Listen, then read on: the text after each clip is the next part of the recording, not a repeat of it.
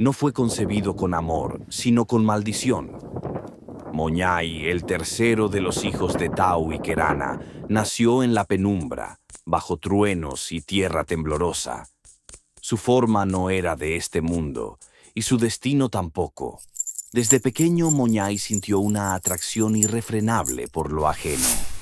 No había joya, metal ni talismán que escapara a su olfato hipersensible. Entre raíces y troncos construyó su imperio de cosas robadas. Un museo maldito de todo lo que alguna vez brilló. Pero su don más temido no era el robo. Moñai dominaba el arte de la hipnosis, una mirada suya, y el alma temblaba. Ni cazadores, ni bestias salvajes, nadie podía resistirse al embrujo de sus ojos.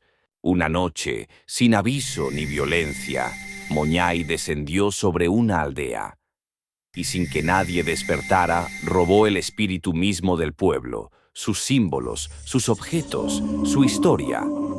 Donde Moñai pasaba, quedaba el vacío. Pero no todos temían a la bestia.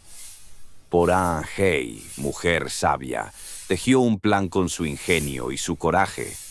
Le ofreció lo que más deseaba, brillo y belleza, una ilusión perfecta.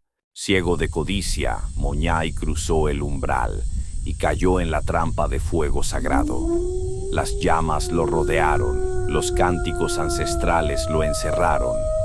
Y así el guardián maldito quedó prisionero de su propia maldición.